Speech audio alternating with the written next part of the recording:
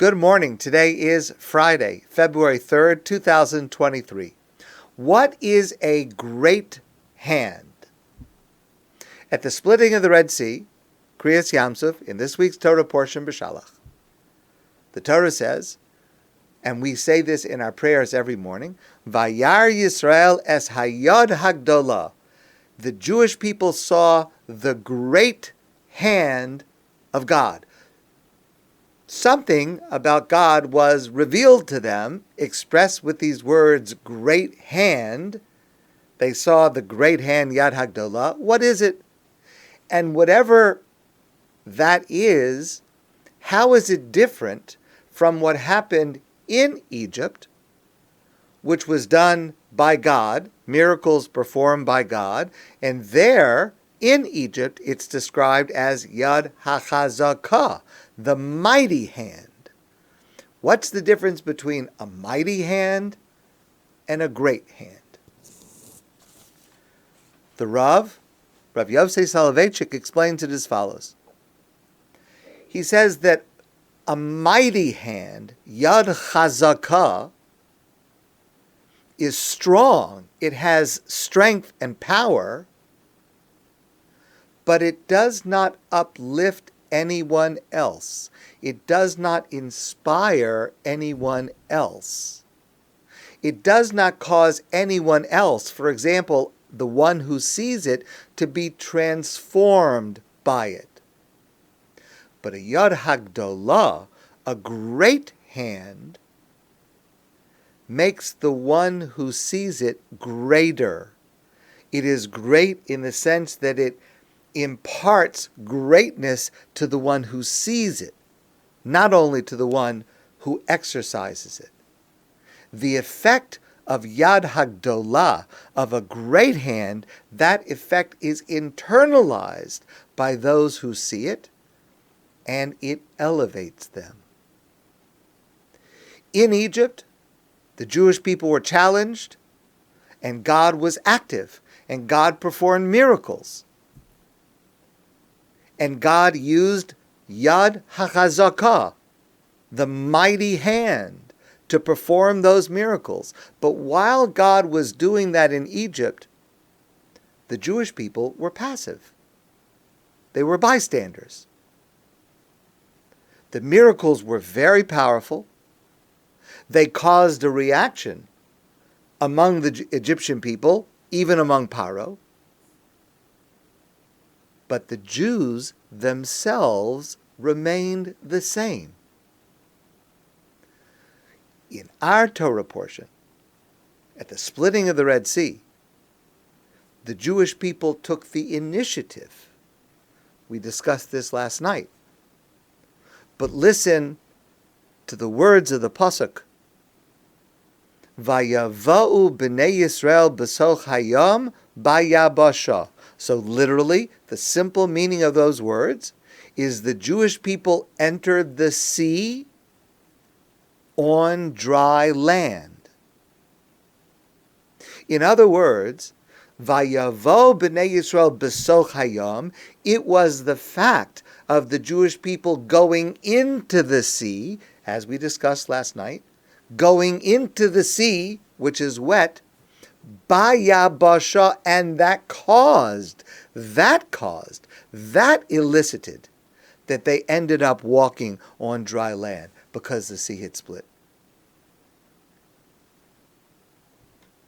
And so therefore, the miracle that God performed was not just a miracle of God's strength, but it was a miracle of God's greatness, Yad Hagdolah, the great hand, because it evoked and was begun by our action.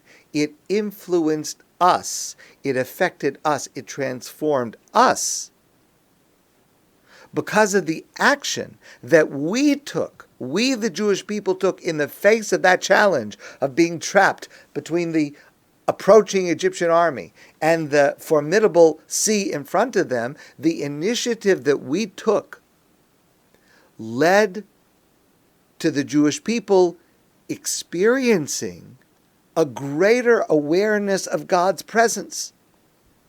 They themselves were elevated to the level that every single man and woman was a prophet. They saw more of God. They saw God in a clearer and deeper way than they had seen in Egypt, because the nature of the miracle called upon them, us, to respond to the challenge, not simply to be a bystander to God's strength and might. Challenges come our way to elicit our growth, to elevate us. Now, often we don't see it, and we certainly don't want it to happen in this way, and for sure, we should never suggest this to someone who is going through such a terrible time, because that would be cruel and that would be insensitive. And sometimes, very often, we're not able to see it for a very long time, if ever. But it is true nonetheless. Challenges come our way to elicit our growth. They are the outpouring of God's Yad Hagdola, great hand, that allows us to grow in response to the challenges we face. I once visited a woman with whom I'm very close. And this woman at the time was going through a bitter and difficult challenge.